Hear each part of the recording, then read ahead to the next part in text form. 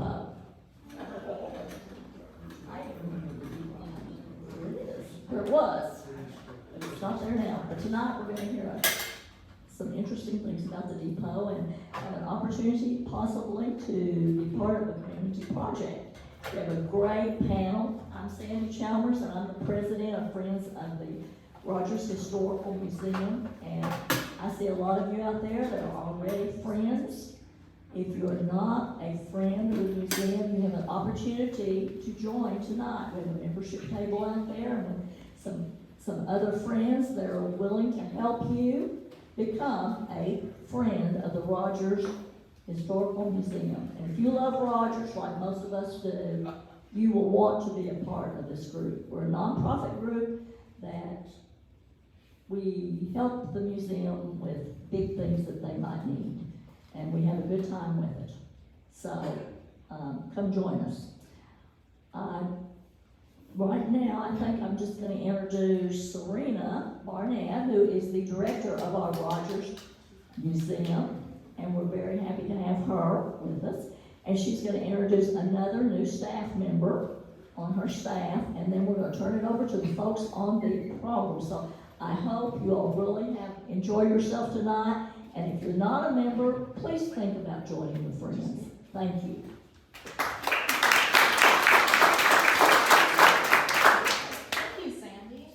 I'm Serena Barnett. I'm the director of the museum, and it is my pleasure to introduce to you our new assistant director and curator of collections. She's only been with us since January, but Rachel, would you please stand up? This is Rachel Smith. She comes to us from Waco, Texas. Her previous job was at the, let me get this right, Texas Ranger Museum, and so she's got many, many years behind her with working in museums and collections, and we're very, very happy to have her here at Rogers. So without further ado, I'm going to introduce our first speaker this evening, which is John Ford.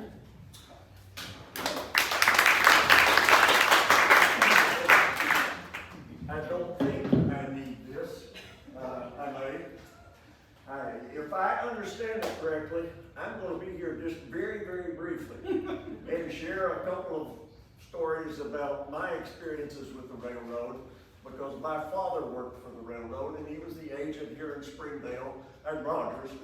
Well, he was in Springdale also, but he up and down the Central Division from Seligman to Rogers to Springdale to Johnson, and all the way down to Ashdown and over into western Oklahoma when the wheat harvest was going. And being a kid during that time, I went up to the depot and spent a good deal of time with him. But before I get started, I would like to introduce a lady who's here with us tonight. Didn't know she was going to be here. She just showed up. Sandy Delp. Sandy, would you stand up, please? Sandy came over from Grove, Oklahoma, to join us tonight because she is a railroader herself. And she worked for many years with the Central Division of the Railroad, like my father did. And so we're happy to have Sandy with us tonight. And maybe along the way you can add some things in if you'd like. First thing I'll do, take this. This is a picture I brought of my father in the depot. And I'm just going to hand it out, pass it around, and let you look at it, not because I want to introduce my father particularly, although that was a favorite of his was a favorite of mine. But anyway, there are a couple of things I would like you to look at. Behind him is something that looks like a V, like that. I want to talk about that just a little bit. And also over his shoulder, you can see just shining very briefly some levers back there, which I'll mention. And then on the telegraph receiver up there, you can see it, and behind it is a Prince Albert can. I don't know whether it was required. Sandy, you can tell us, did it have to be Prince Albert, or did Prince Albert the only one that made cans? I don't know. But it was always a Prince Albert can that was behind the receiver on the telegraph. And what that did was just amplify it so you could hear it all over the station, wherever you happened to be when the message came in. But if you just notice those things, plus the desk, a telegrapher's desk was always a mess, and there was stuff all over it there. But now, between the ages of probably 7 and 12, like 5 years in there, I spent a good deal of time down at the depot with my father, whether it was here in Rogers or in Springdale or wherever. I would go with him. And I got to do certain things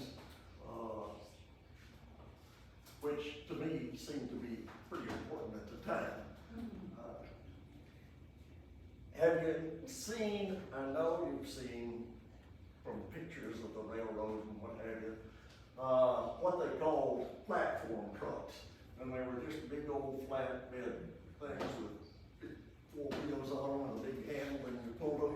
And they hauled freight, baggage, whatever. And so one of my jobs when I was a kid was get to pull those up there. Now, if you remember the railroad platforms, always brick, and there was a yellow line down, and nobody could go past that line until the train was stopped and you were boarding it or what have you.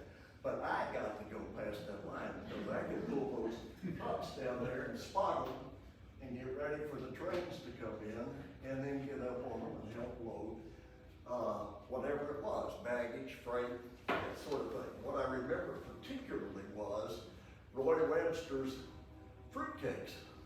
He sent bukus of fruitcakes out every year, and they went by rail. And I can't tell you how many boxes of fruitcakes I loaded on the trains when those things would come by. And that was a big part of it.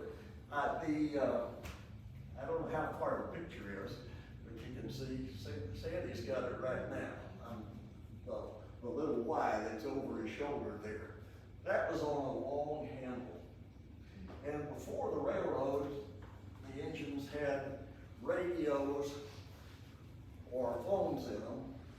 The only way to communicate with the engineers was through that. And they would write out messages, the dispatcher. If you had to keep getting trains separated going down the line, what they call blocking the trains, these messages would come in. They would write them out and put them on a piece of twine and attach that twine to the frame in there. And I can't remember what they were called, but it was tree marks. And one of the things I got to do was go out there and hold that up. And when the engine train would come by, they often didn't have to stop. The engineer just hold his arm out like that, and he'd just pick up that twine, and then he'd have the message on there, whatever he needed to do, whether he needed to go slower or faster, or whatever it was, to keep the block in the air, or if he had a stop that he didn't know that he had to make. That was the way they communicated with them there at that time. So that was a big job, and I was proud to stand out here because not only did I get to cross the line, but I got to hold that up like the engineer to grab as it came by. I also brought my father's watch. Now, a watch was very important to a railroader. I don't know how often, Sandy, how often did they have to have those checked?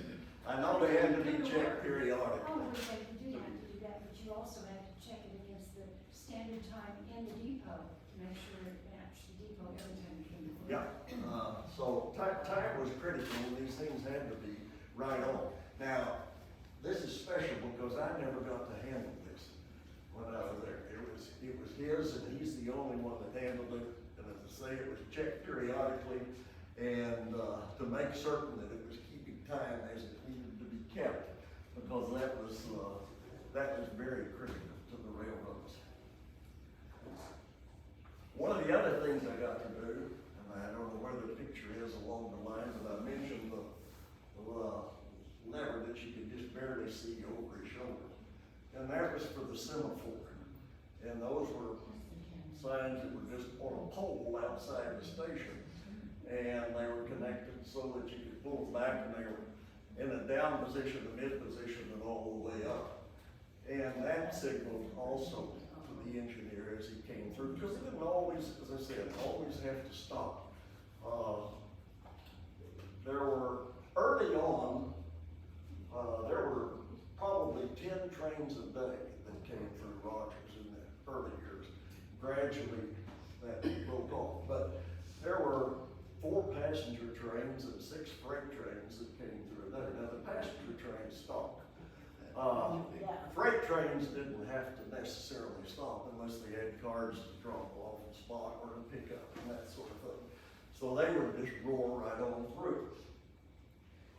And that gradually, my memory, by the time I was paying any attention and aware of it, my memory is that there were 2 trains, passenger trains, northbound at night and southbound in the morning, very early in the morning and early evening going north. But earlier there had been as many as 4 passenger trains coming through. Freight trains, I really don't remember.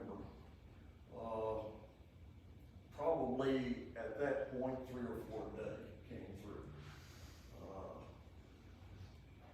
Probably not much different than we've got today with Arkansas and Missouri coming back and forth.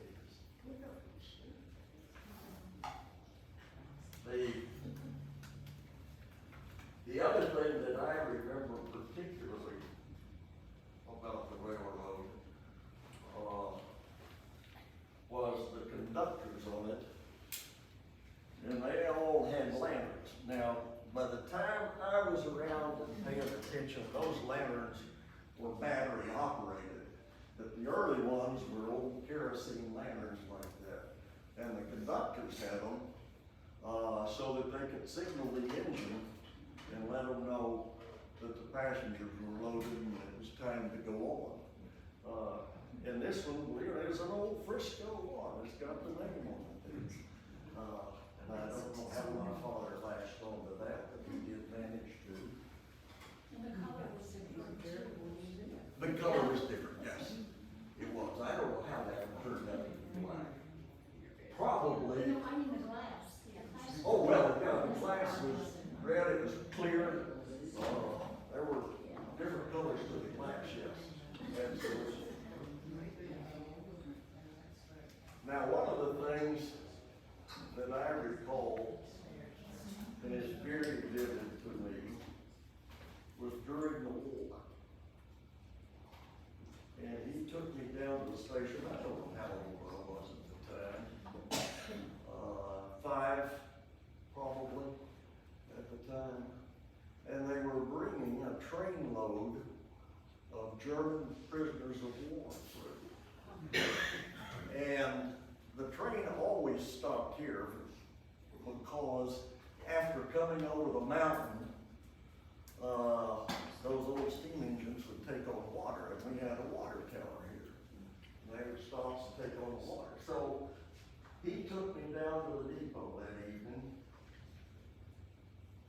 It was after dark, and the train pulled into the station, and lights went on all of the cars on the train. Big old spotlights all over the place. And soldiers were off in an instant with their guns in their hands, standing along the platform and on the opposite side of the train down through there.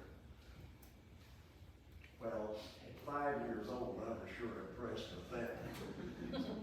But the thing I remember most about it is that the soldiers on there, the prisoners of war, were very friendly, and they waved and they smiled and that sort of thing. And I thought to myself, I don't understand this, because German soldiers are evil. And why are they smiling and waving and that sort of thing? Well, years later, it probably dawned on me that they were ticked out of that war, and over here where they were safe and secure. But that is a memory that I have never forgotten. They were being transported up to Neosho, the campground, which was a POW camp at that time. And that probably, as I said, is one of my most vivid memories from my father's day on the railroad and when I was there. Another thing that I do remember in the old depot was that there were separated waiting rooms in there. And there was colored waiting rooms, and there were white waiting rooms. There were colored drinking fountains, and there were white drinking fountains. And I didn't think anything about it. Now, there was never any discussion of it in my house. I don't ever recall any discussions about that. And being a kid, that was just life and the way it was, and I accepted it. And it wasn't until years later that it really began to bother me when I thought about the divisions that were in there.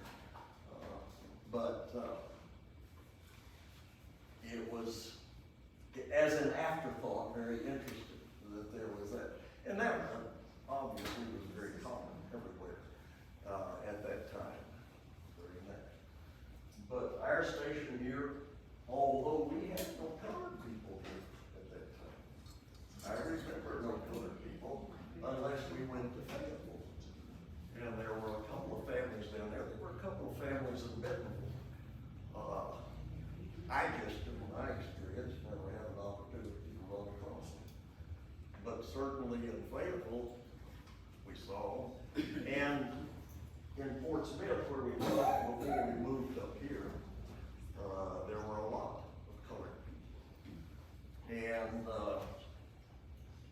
again, being the age I was, I thought nothing of it. I mean, it didn't mean anything to me. And there certainly, as I said, with no discussions of it in our household whatsoever about it. But as an afterthought, it was very interesting that those distinctions were made in that depot.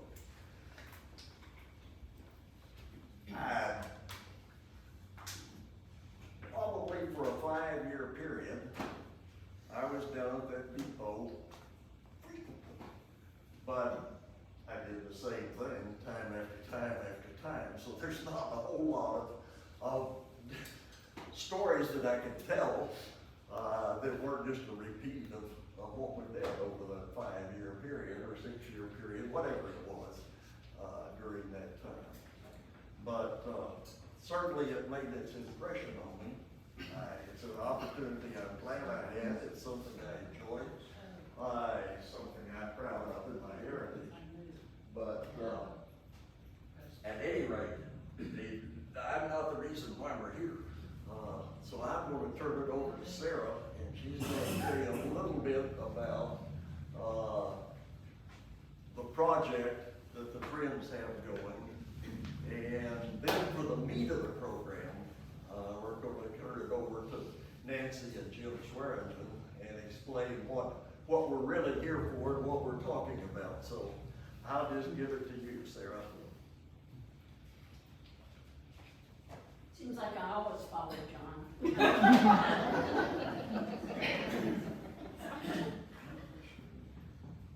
never used one of these things. I can tell. John.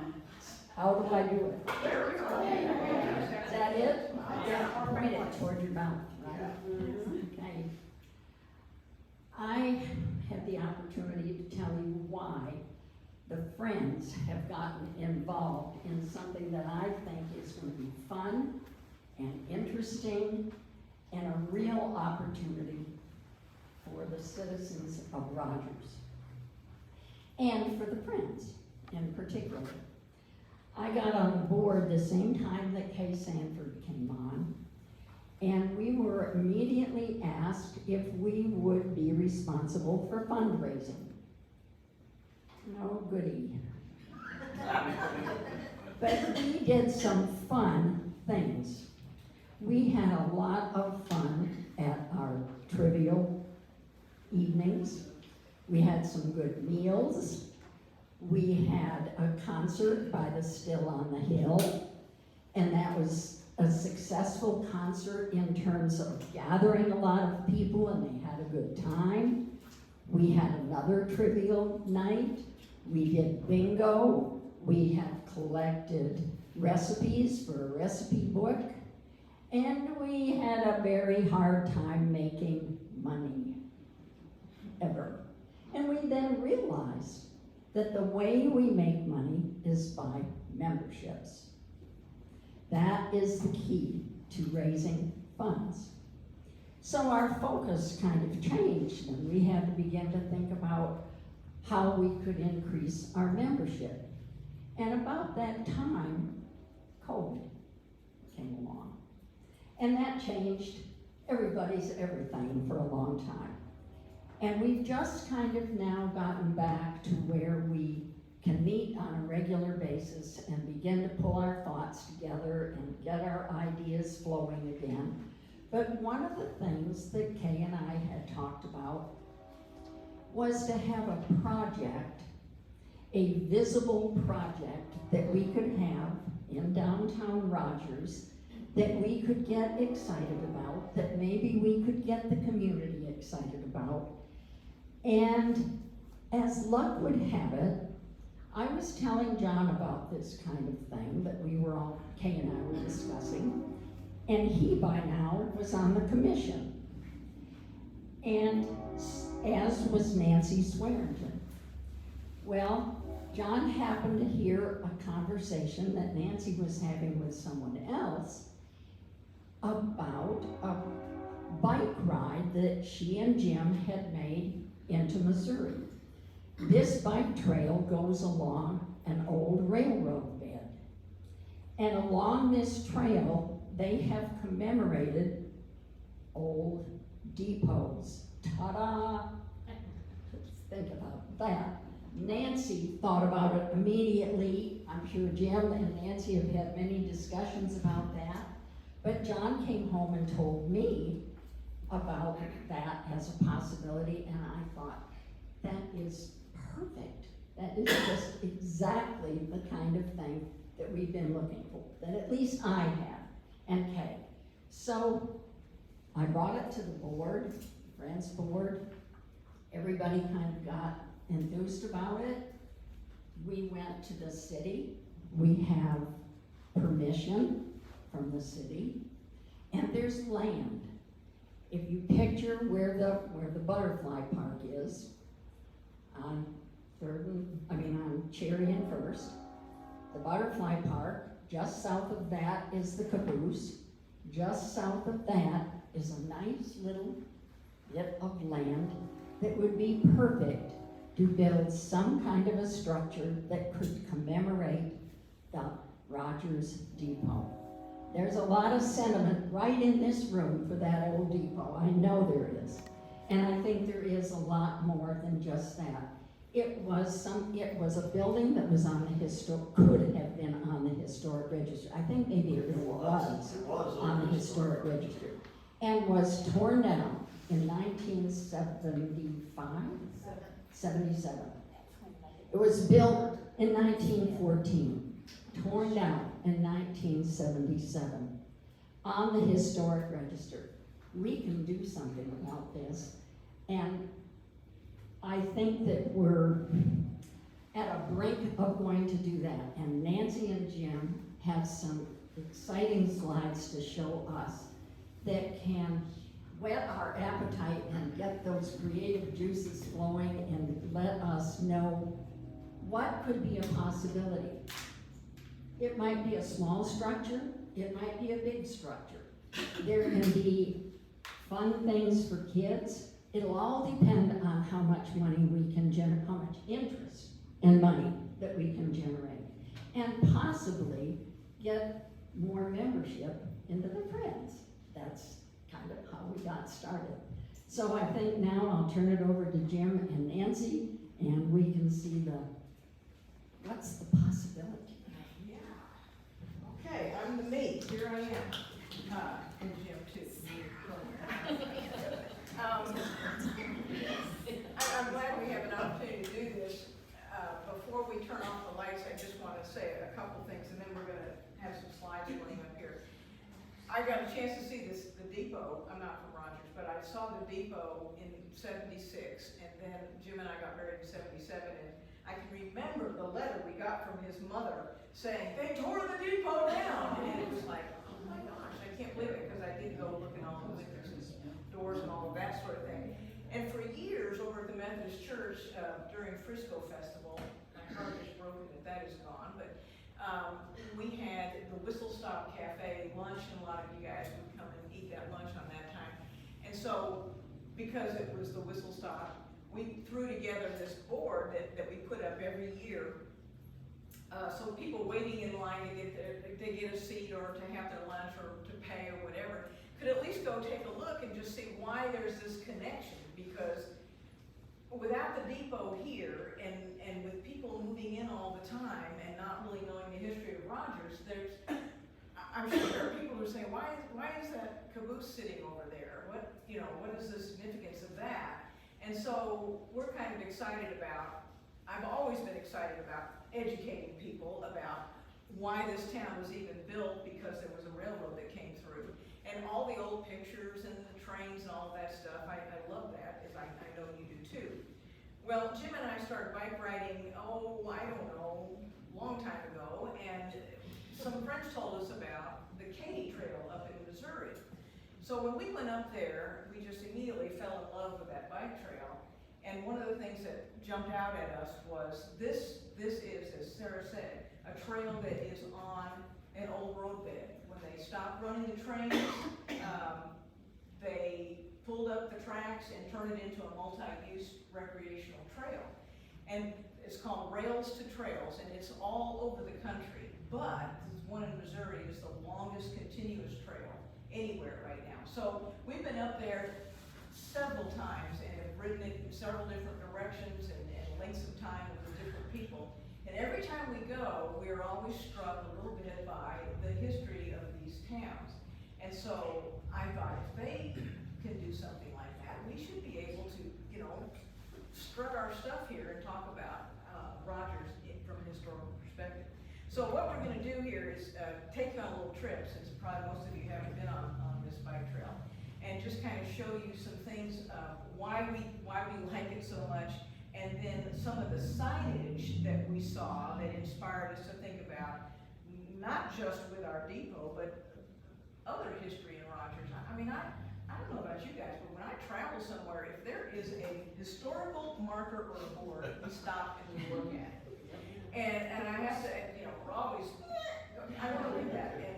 And I think there's a lot of places we could do something like that to enhance the history of Rogers for people. And Sandy will remember at Westside, when we would tell the kids, the Christmas parade is coming up and it's in downtown Rogers, so come with your family tonight. And people would say to me, where's downtown? And this was Westside, that's like a mile and a half away. And now we've got a town that's expanded clear over wherever. But we also have a downtown that is really, really gearing up and making a lot of changes. So more and more people are coming, the more we can help them understand something about our town better. So let's turn off the lights and we're going to go on a little bike trip. So get ready. This first slide just shows the breadth of this trail. It goes from Clinton over on your left all the way to Mockins, which is north of St. Louis. Maybe I should use this. And for perspective, I like this as kind of tells you where it's happening. Our favorite towns are, well, first of all, the original Katy Trail was called the Kansas, Missouri, and Texas, the MKT. And so they abbreviated it just by the KT, and so then it started just being the Katy. So that's why it has the name the Katy Trail. They purchased the line from Sedalia down to Clinton was a different line, maybe the Union, something or other, I'm not sure. And then I think it was about 1992 when this thing opened up. From Clinton to Mockins, there are 28 little towns, and they're all, just about 10, 12, 15 miles apart, which makes it great when you ride, because you can just ride as far as you want to go, one direction, turn around and come back and get in your car and come home if you want to. Or you can go to a town and pick Boonville and say, okay, we're going to stay overnight here, we're going to ride so far one way and then so far the other direction the next day. And we did that a few times. Jim has ridden the whole thing starting in Mockins and going all the way to Clinton with 3 other guys on a 5-day, it's a 250-mile total deal. And they rode for 5 days and stayed 4 nights. And that's what's really cool about this is the tourism that it has brought to these little towns. It has revitalized them because they're starting to put in bike shops, bed and breakfast, places to eat and that sort of thing. And currently, from Windsor up to Kansas City is the old Rock Island line, like the song, and it's almost complete. You can see it just has a couple little spots there between Pleasant Hill and Lee Summit. And eventually you'll be able to get on a bike if you wanted to and go from Kansas City all the way to Mockins. And the other part of it is that they're currently undertaking extending the Rock Island line all along from Windsor back over here to Washington. So it's, for people who like to ride bikes, it's really a cool thing to do. Why do we like it so much? Well, here are some pictures. When you get on it, you're riding on a surface that is, there are no hills. This is the beauty of this thing. This is a railroad line. You can only have a grade of 3 degrees. And so if you ride around here, you are up and down hills. I mean, it is, if you can ride here, you can ride up there. But it goes on. This is like a cut through. You can see where they had to cut through the sides. And just keep going, Jim. Trees covered, they call to you. Some places you're just going through fields, areas, and agricultural, but it's so pleasant. It's easy riding, and it's just, you get a whole period, a whole area where there are bluffs on one side of the road, one side of the trail, and then, what happened to the river, Jim? Where'd the river go? Okay. The Missouri River is on the right, on your right, and you got bluffs on the left as you're traveling east. And you can see people hike the trail as well as ride it. It's just beautiful. This happens to be a Rocheport, which is one of our favorite little towns. It's like an artist community with lots of bed and breakfast and cool things to do. But you can see they have sandbag there because it has flooded tremendously. So, they have to do trail maintenance along the way. And there's only one tunnel on the whole thing, one official tunnel, and this is in Rocheport. And that's scenic and cool, fun to do. Wow, we went through that fast. We're going through, okay, now, fast fingers. Gotta be careful because rocks do come down on the cut-throughs and they leave little markers for you. All of the bridges and are from the old railroad, which is neat. They just pulled up the rails and they put down planks, so there are lots of little rivers and creeks that you go over that feed into the Missouri. It's just so beautiful and peaceful. I think that's one of the joys of the whole thing. Then you go under highways, but that's the way the train did. We're on a train track. This is like a little, I don't know what you call that thing, a culvert, I guess, and over the top of it is a farm road. So they have put those in every now and then. And yes, there he is. We're going to see if this little video plays. It's not going to play. Okay, it's not going to play. Well, anyway, this is really cool. This is the entrance, well, we're coming out of Jefferson City, which is built up on a hill. And you're coming down, and you have to come back down to the river bottom area. So they built this just for bikers. Can you believe that? And it's like, I don't know. You're going up it to get to the bridge to cross over. It's over 100 feet up. It's stimulating to ride, I will say. But then you get on that bridge, and they have a dedicated a dedicated bike lane on the bridge. So they've really gone out of their way to cater to the bikers.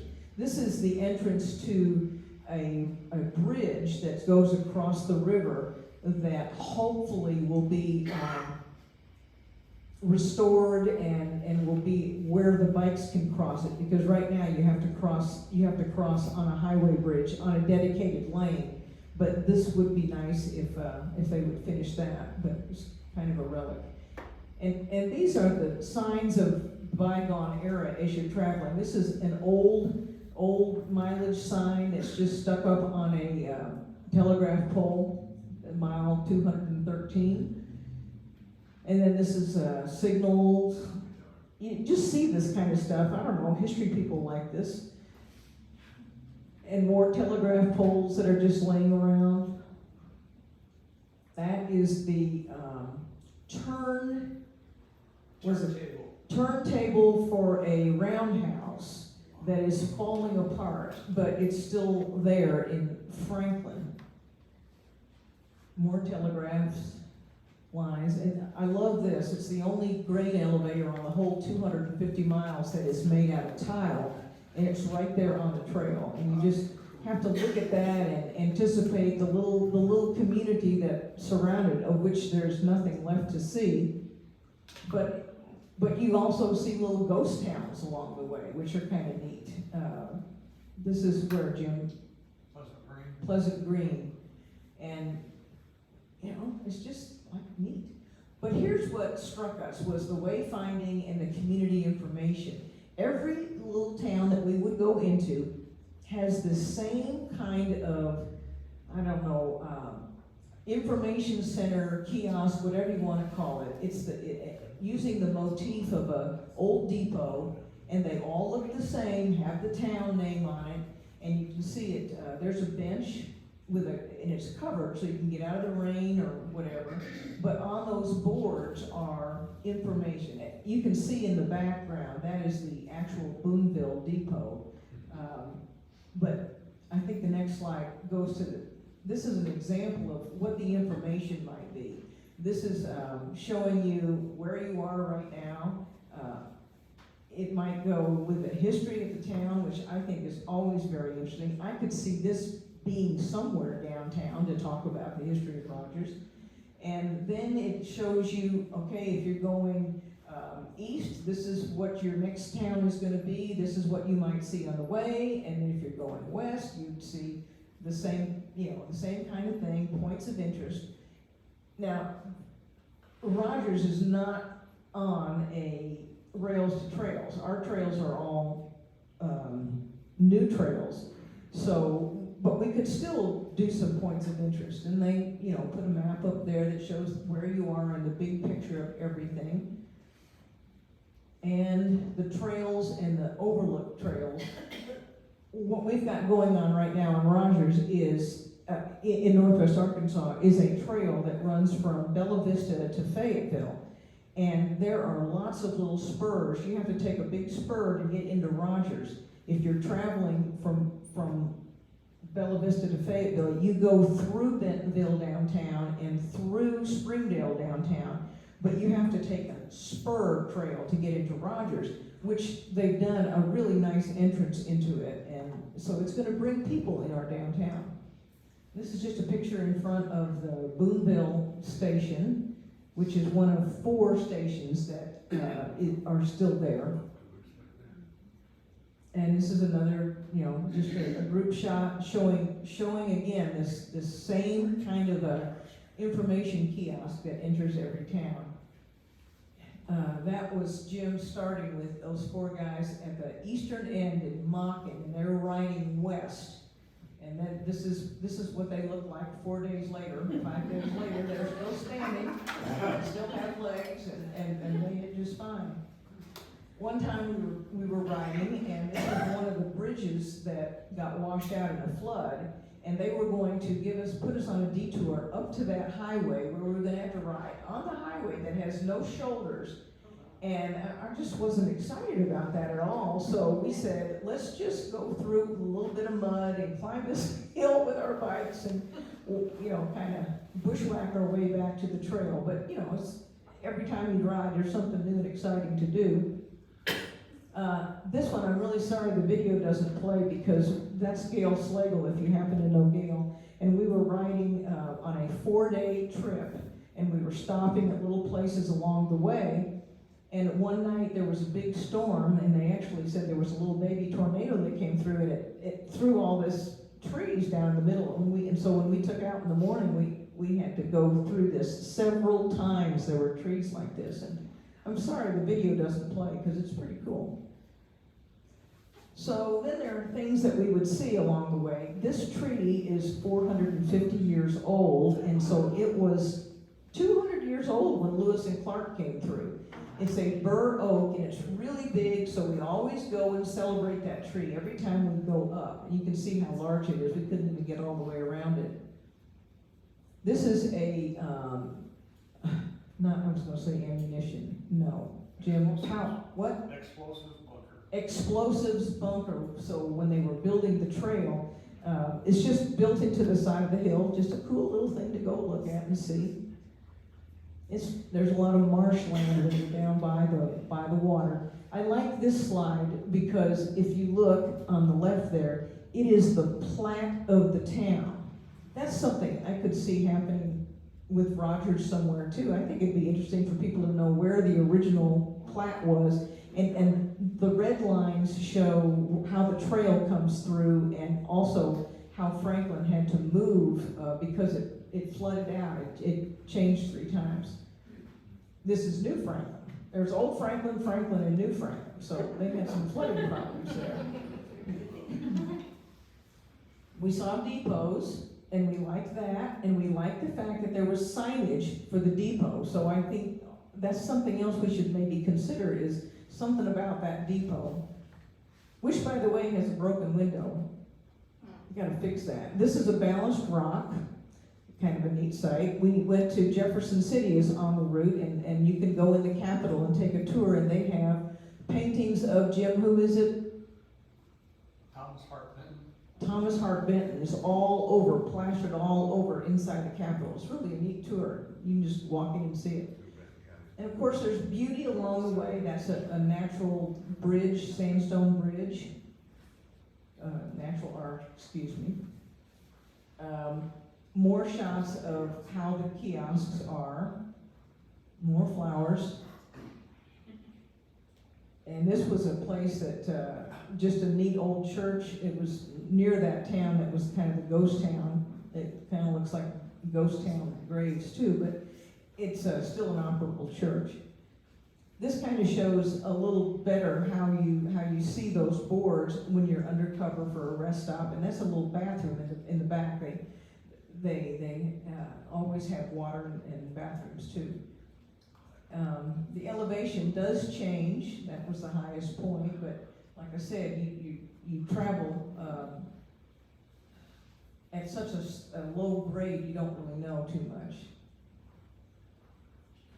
Beer is always good after you ride. This is in Sedalia. Celebrate every day. Sedalia, by the way, if you remember watching Rawhide with Clint Eastwood as Rowdy Gaines, this was where they were always leading the cows. This was the end of the road for a longhorn steer. And so this is a cow town. There's a lot of history in Sedalia, and we really like that little town. It's a big town. I tried to find a quad map. There were 31 parallel lines of tracks that were feeding all kinds of different shops. Here in the background, you can see Hotel Bothwell, and we were getting ready. We were leaving on our 4-day ride with everything that we owned on our back or in those little bags. It was exciting because it rained 3 of the days, but we kept riding.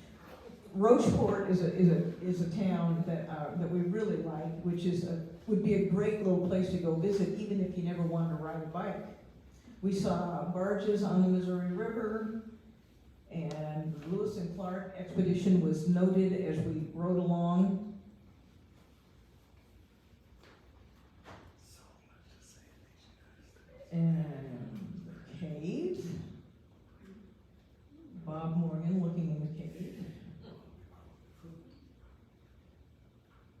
This is just a group, this was the girls' group.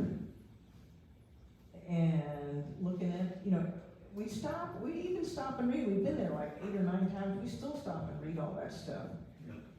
But then the towns are so quaint and cute, and they need a little help now and then.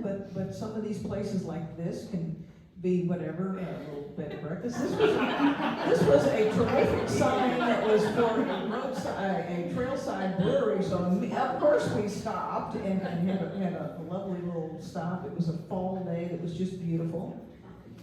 And this was riding into Herman, and just, if you've ever been to Herman, they have in October the Oktoberfest there, and it was a stimulating thing because we left our bikes, rode 8 miles in, and stayed, rolled out the barrel for quite a while, and then realized we had to get back on our bikes and go back and find where we had parked our cars. But we really had a great time.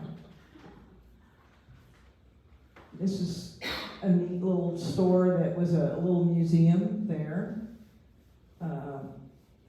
This was one of our favorite surprise events. We came, I think this is called Trelor, and when we came in, we loved that store that's on the other side. It's kind of like a little museum as well. And one of the things that they talked about on their kiosk was this Iron Horse Cultivates America, when they got tractors. And so then there was this tractor there, which was a relic from the past. But we happened to arrive on plow day. And that was when they invite anybody who has an old tractor, bring it, and we will give you a field to plow. So people are rolling in on their tractors, they're carrying them on the backs of their trucks and just driving in. And this person owns a field, and anybody can drive their tractor and just plow to their little heart's content. And it was just hilarious. And you know, we had lunch in a little cafe and got to talk to some of these guys. It was really kind of fun. It was just unexpected things that you run into on this trail. The depots, there's 4. This is my favorite. This is in Sedalia. It's just beautiful. And they have restored it. It's a railroad museum inside, and it is really, really cool. This is the front side. This is the back side. And it has some, and that's just another view. It has pianos around, and some, because of the Ragtime Association with Sedalia, and Scott Joplin was there. So they carried out that little piano thing a few places here and there. It says Cradle of Ragtime. Cradle of Ragtime. So back at the Boonville Depot, that's the second one, and they also have a caboose there. and they have that kind of a plaque with their caboose. This is a depot that has been turned into it's a campground, and people live in that house and run the campground, but this is where that roundhouse was. And then this is in Washington, and it is a working depot. And on our last trip that we took, we rode our bikes one direction for 4 days, and then we had made reservations to put our bikes and ourselves on the train and ride back to Sedalia, and that was really fun. So this is Sedalia's modern station. But anyway, that was really a fun little trip. Weird things that we saw: art. This is more of the piano. And these people, if you could see up to the right, there's a house up there, and so they put these little bikes right by the trail and decorated them up, which is kind of fun. That one was really unique. And this was somebody's art. That's a little stage at the campground where the band plays, and I don't know whether this was collected from the river or what, but anyway, it was weird, but it was photogenic. Boathenge was kind of neat. And then places to stay. Now, this is my favorite place. This is an old schoolhouse in Rocheport. And if you walked in those doors, there is a classroom on the left, a classroom on the right, and you go upstairs and you've got a classroom on the left and a classroom on the right. 4 classrooms for this town. And so they've converted it into a bed and breakfast. And it is the cutest little deal. I mean, you have Dick and Jane books on your bedside tables. And it's just, the whole thing is thematic with an old schoolhouse. This was just a hostel that you could make reservations to stay in, and it's real primitive. You just got a whole bunch of bunk beds, and you just, make reservations for a bed. And the guys stayed there when they did that long trip. And this is the Bothwell Hotel back in Sedalia, with a really cool chandelier. And Harry Truman was there when he got the nomination for the presidency. And so, we just salute bike riding and the Katy Trail.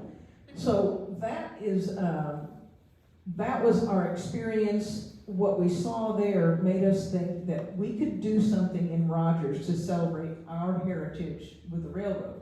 So Jim is gonna do some signage here. These are signs from all around, just different types, different styles of signage. This was in Providence, down on the wharf. You can see the creosote poles and the industrial steel, typical bronze plaques. But these were from different trips that we've taken. This was on the Great Allegheny Passage, and basically every little town had at least one sign. This one is 3-sided. You can kind of see the bottom of the leg on the back side. But they have all used this uniform format. This is just a typical sign that you can see anywhere in the world. It's just a U-shaped 2x2 tube and a little sign welded to that. So we've seen those in Hawaii, Washington, everywhere. Now this is a stop sign downtown, right by the round the turntable stage. We thought the sign could go there. This was where the first depot was. Yeah, we were talking about, not only would we like to do something where the caboose and the brick depot was, but it seems like it would be neat to put something right here where the first depot was. And that there are plenty of pictures and stuff. You could do something there. I mean, again, we're talking money, but it seems like it would be fun to note this is where it all started, right here. So then, this is the corner of Cherry and First. And so, we didn't know about that little piece of land right there, right in front of that, right there. Whether that would be available for anything. But this is the area that Sarah was talking about, right by the caboose, right, Sarah? Are we in the right Yeah, spot? just a little bit to the right To the right, of that, okay. a little south of the caboose. No, that's, It's 30 there, it's right there, it's Yeah. like That's- 35 feet. that's where the depot sat, Yeah, the 1914 depot. so, Jim, go back to that slide. The previous one. I'm trying. There's no reverse. Okay, well, that's all right, just keep going. Well, I touched the wrong button. Well, just talk about this one.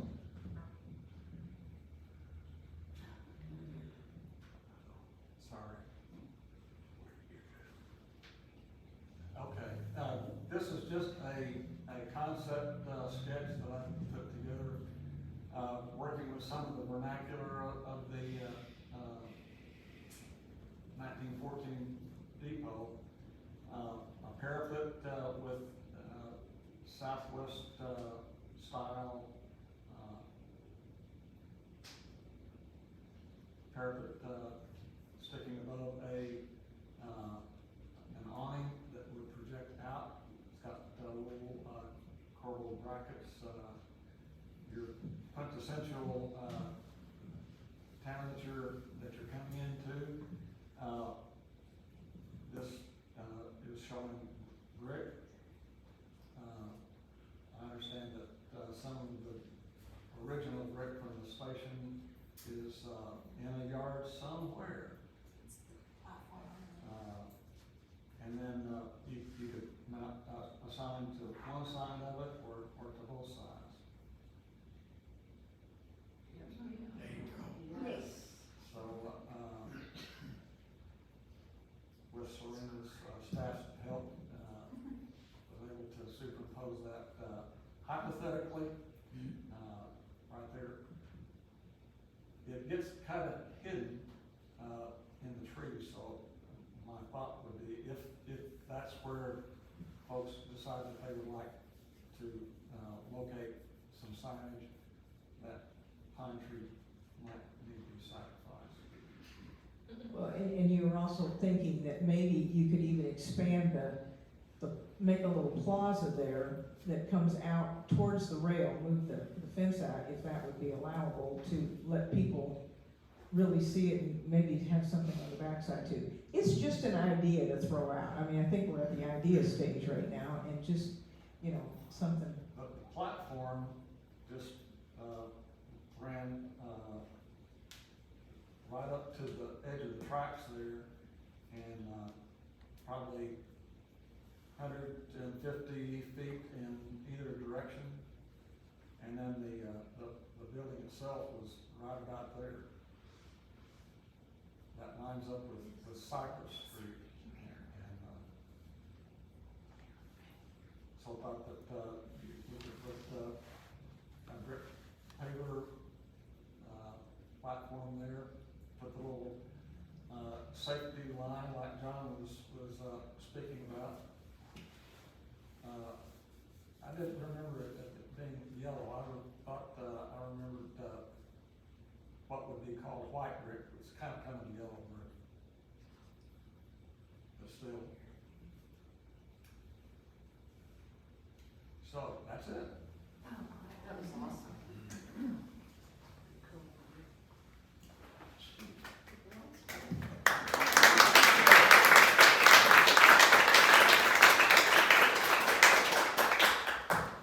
That was wonderful.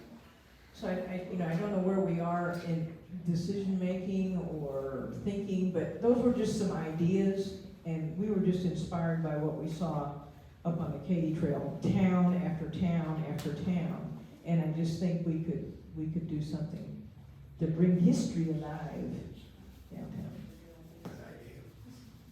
Also, Kara has given us, maps of the Rogers trails. Yeah. The rail yard, it's called the rail yard loop.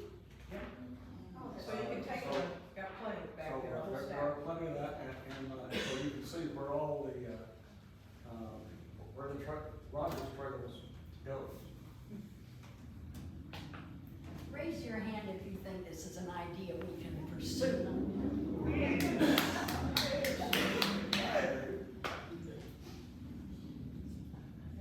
May I say something? You know I'm not gonna stop it. I'm gonna start. Serena, thank you, Marilyn. I'm not supposed to be up here, so I just wanted to say, anything that brings downtown history about Rogers is good. Anything we do. And I'm all for it. I don't know how to build very much, but I could carry brick.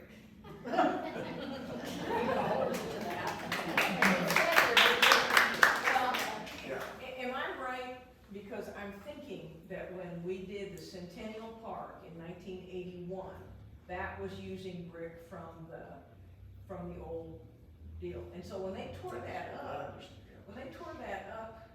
this past summer, I was riding my bike by and I said, oh my gosh, there's a bulldozer, and they're just bulldozing all that brick. So I called the city and I said,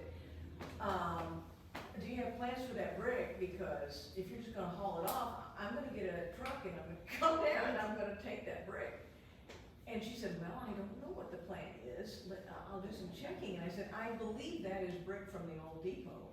And so she called somebody and came back and said, well, yes, we're stockpiling it somewhere for a potential project or something. This could be the potential project, you know, maybe we could use the brick from this. And I don't know how many people even knew there was a roundhouse down there, down the road. I mean, it's so cool. But anyway. There's also that clock that they had in the Frisco Park, over by the pavilion.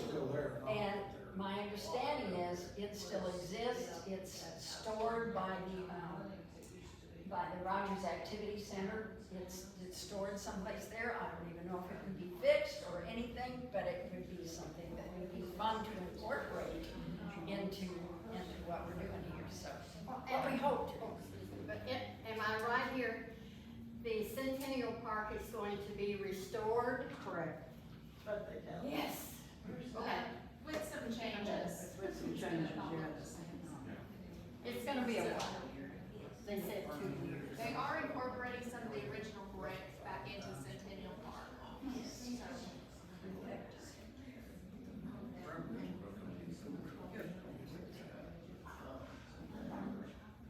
Thank you, Mayor.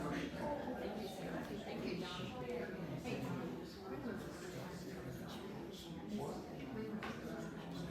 does anybody have any questions for Nancy or ideas that you'd like to share, or otherwise, just, this is gonna be covered somewhat in our magazine, in our newsletter. We'll get, John, your wife is talking about it. You want me to just tell you, Sarah? We're gonna talk about this a lot more. We have to do a lot more research. We have to try to begin to raise some funds to let the public know what the plan, what we can do. And, this is just the beginning. Hey, you heard it here. Is there any grant money for something like this? Government grant money? That's a good idea. It's a very good suggestion. Anything. Serena, has the government grant money pretty much dried up, and if you can get any, it's through private foundations? there is a state, Arkansas Heritage Foundation that you Right. can actually get money But- for something. But it's a fairly small, it used to be fairly small grants. Up to $25,000 as far as I understand. I would think that, looking toward the, rail companies would be another option and might be better amount of money. That's what, back in the day when I still had a job, that's what we had been told by pretty much a lot of people in government, that getting federal money certainly wasn't an option. I think it depends, I mean, nonprofit organizations can apply for certain grants out there that, you know, companies couldn't get. So the Friends is a 501c3, so that is in their favor. The museum can also apply for grants that we can maybe use funds for, so, there's definitely avenues we can look into. If it were done more on a regional basis, it would probably be easier to get Walmart money behind it. And it would be more of a draw if there were more stops and more locations. Well, the fact that it's already on the bike trail will definitely help that as well. Somebody else have there? Yeah, and All right. oh, yeah. And I do want to add, somebody mentioned, I think Nancy mentioned the caboose. Yes. We are aware that many of the windows are broken in the caboose. We've had some vandalism recently, and so, I've been working with the city. We've got a plan to put steel plates on the inside of every window so that no one can kick in the windows. Every time we replace a window, it ends up getting kicked back out. So this has been going on for about, several years, even before they moved the caboose. So, we are fully aware of the situation and we're working towards fixing it.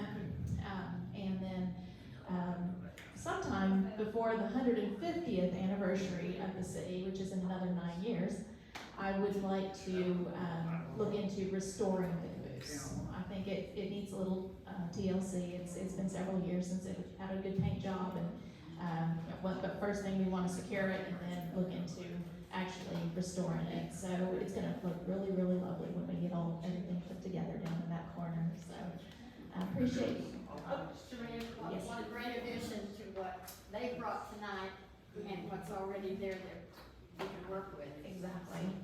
So, yeah, I'm really excited, and I hope you all are too, to hear what we have in the works. And I appreciate you all coming out tonight. It's great to see you all. And if we don't have any more questions, I guess we'll adjourn for the evening. So thank you all, and good night.